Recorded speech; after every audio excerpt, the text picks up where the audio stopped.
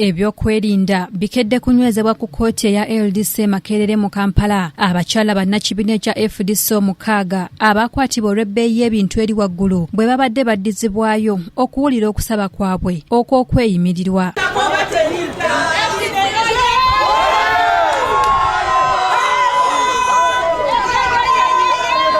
Kkooti eno ejjudde n'ebooga abawagizi ba FDC ssaako ababaka mu lukiiko lw'eggwanga ab'enjawulo nga bakulembeddwamu Mathias Mpuuga Nsamba akulira oludda oluvuganya mu Paalamenti, ssaako omubaka Francis Zaake Butebi, Namugga Margaret, Medad Lubega Ssegona n'abalala.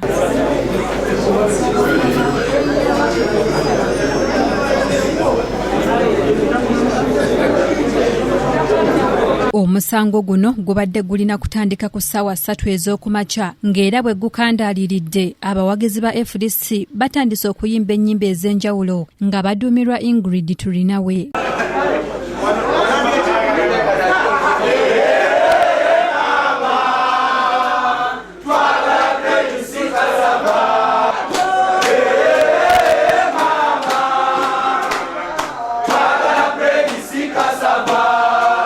Abavunaanibwa okuli omumyuka wa Lord Mayor Doreen Nyanjura, omubaka Adeke Ano wa Soroti w'okuli Madanda, Nanyonjo Susan, Kizito Mariam ne Amonyi Alice baleeteddwa era nga bano babadde mu ngoye eza langi ey'ekibiina kyabwe kya FDC. Bano bayungudde ttiimu y'abannamateeka nga bakulembeddwamu Lord Mayor wa Kampala Salongo Erias Lukwago, Medad Lubega Ssegona, Samuel Muyizzi Mulindwa, Bowe Ivan, Mukuve Mugagga, Wanda Ronald Samuel n'abalala.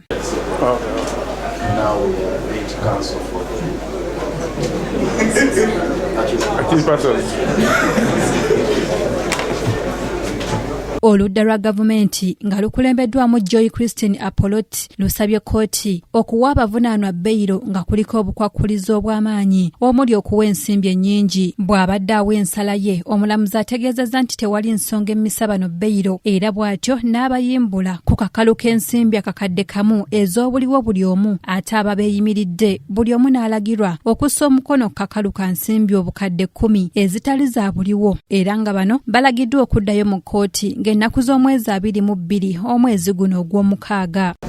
The applicants shall each deposit a sum of Uganda shillings 1 million cash.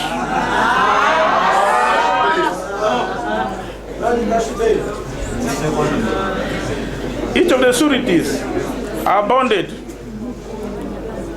Each of the sureties are bonded to Uganda shillings 10 million, not cash. Oluvannyuma lwa kkooti, ababaka ne bannabyabufuzi abalala beekozeemu omulimu okusonda ensimbi obukadde 6 era nga kino bakivumiridde nga bagamba nti kati kkooti zivudde ku mulamwa ku nsonga y'akakalu omuli eky'obutawa abantu bamu beyiro ssaako n'okusaba abamu ensimbi 1000 nga bwe gwabadde ku retired Colonel Dr. Kiza Besigye. Akati beyiro bagitutenga punishment, bagitwala nga kubonereza okuwa beyiro kati lutalo obanga squeezing amazzi okuva mu jjinja ng'ate beyiro bw'obanga onodda mu kkooti nga tewaliwo embeera eraga nti ojja kudduka, beyiro balina okugikuwa. Ekisembayo olw'okuba mwami Museveni alemereddwa okutereeza ebyenfuna by'eggwanga, ekkooti kaakati ekozesebwa okusika ssente mu bannansi be basiba basobole okumuyambako okuvubiriza ebyenfuna bwe bigize eki bwe bimulemeredde. Ffenna tuteekwa kusitukirawo, ate bwe tutasitukiramu eggwanga ffenna litugwira.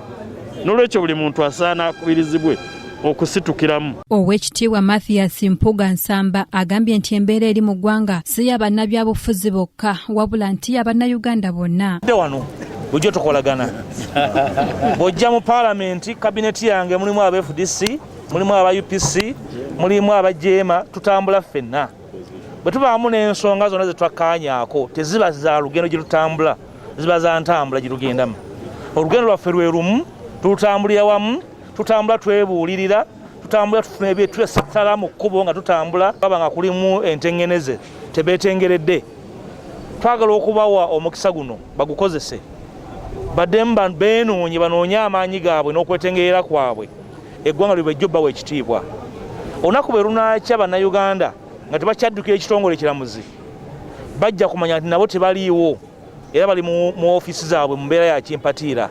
Ku ssaawa 8 ez'olweggulo abavunaanibwa bayimbuddwa kyokka nga bano baweze okutandikira we baakoma. Million shillings each.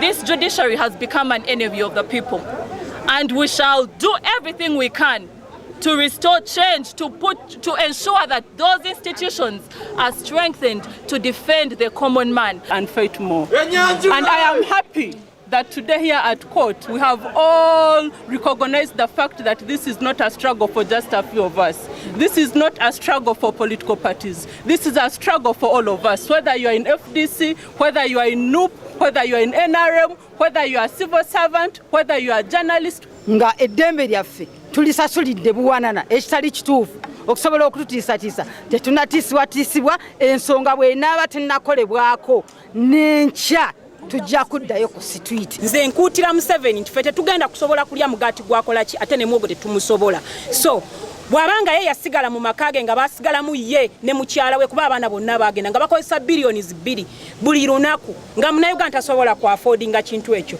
Tugenda kubeera ku kkubo mpaka Uganda we tunajinunula. Streets of Kampala, we are going to now hit the streets up country, and from here Mbale tugenda kulwana mpaka Olusembayo. Njagala okubategeeza bannayuganda kino ekintu si kya amoonyi. Njagala okubategeeza nti olutalo luno lutukwatako ffenna. Era njagala kutegeeza abapoliisi nti mutwegatteko omutatwegattako ebyo ebyokutubonyaabonya ku poliisi tebitujja ku mulamwa. Amiruni awunwen achuli pira tekni wanwen wachunka kacheni.